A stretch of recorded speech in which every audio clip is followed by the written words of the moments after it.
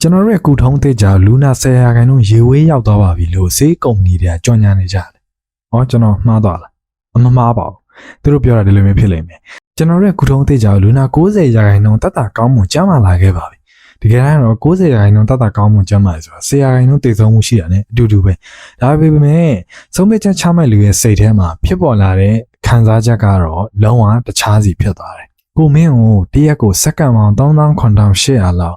ဆွဆွလန့်လန့်သတိရနေရကွာလို့ပြောလိုက်ရင်တော့အာဝါကြီးရသွားနိုင်ပေမဲ့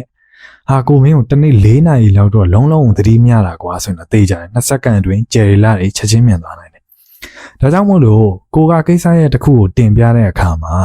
ဒီကိစ္စရက်ကို